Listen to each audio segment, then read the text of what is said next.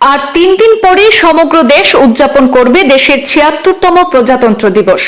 সেই উপলক্ষে দেশের প্রান্তে প্রান্তে প্রস্তুতি চলছে প্রজাতন্ত্র দিবস উদযাপনের। সমগ্র দেশের সঙ্গে সঙ্গতি রেখে শিলচরের পুলিশ প্যারেড গ্রাউন্ডে প্রজাতন্ত্র দিবস উপলক্ষে চলছে ব্যাপক প্রস্তুতি।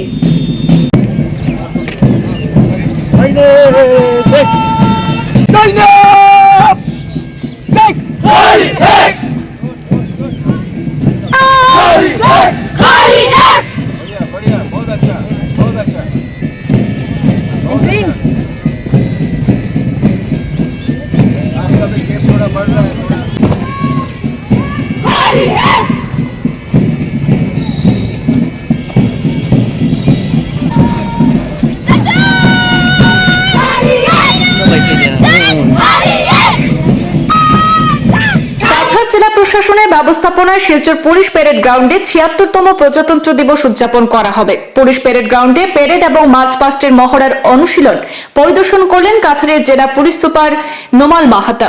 প্রজাতন্ত্র দিবসে প্যারেডে অংশগ্রহণ করার জন্য Assam police, CRPF, BSF, NCC, scout and guide সহ বিভিন্ন স্কুল কলেজের ছাত্রছাত্রীরা প্রত্যেকদিন শিলচর পুলিশ প্যারেড গ্রাউন্ডে অনুশীলন করছেন। প্রতিদিনের প্রস্তুতির খবর নিচ্ছেন কাছাড়ের পুলিশ সুপার নোমাল মাহাতা। গণৰাজ্য দিৱস উদযাপনৰ কাৰণে আমি সকলো ধৰণৰ প্ৰস্তুতি কৰিছো। আমাৰ প্যাৰেড প্ৰেক্টিছ চলি আছে। ইয়াত আমাৰ বৰ্তমানলৈকে 29 কণ্টিনজেণ্ট আমাৰ জইন কৰিছে।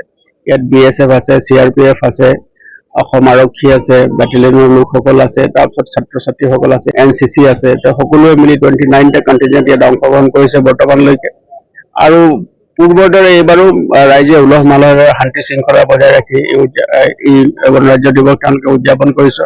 তাৰ কাৰণে আমি সকলো ধৰণৰ কাৰ্য ব্যৱস্থা আমি গ্ৰহণ কৰিছো।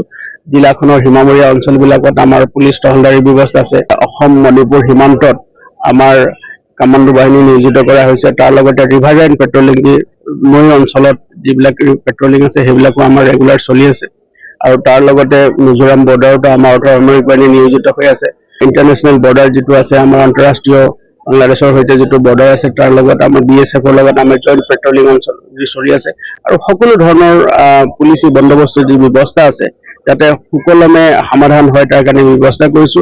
আৰু এই সময়ছোৱাত যাতে কোনো ধৰণৰ কুটাঘাত কৰি মানুহ লোক আহি সোমাই আহি ইয়াত কোনো ধৰণৰ কুটাঘাতমূলক কাৰ্য যাতে সম্পাদন কৰিব নোৱাৰে তাৰ কাৰণে আমাৰ পুলিচ আমি সষ্টম হৈ আছো। আৰু সকলো ধৰণৰ জিলাখনত নিৰাপত্তাজনিত সকলো দিশ আমি নিজে চোৱা চিতা কৰিছো। আৰু সকলো চৰকাৰী অনুষ্ঠান প্ৰতিষ্ঠান যিবিলাক আছে সেইবিলাকতো আমি পেট্ৰলিঙৰ ব্যৱস্থা কৰিছো যাতে এই যি গণৰাজ্য দিৱস উদযাপন আছে পূৰ্বৰ দৰে এইবাৰো শান্তি শৃংখলা বজাই ৰাখি ৰাইজে পালন কৰিব।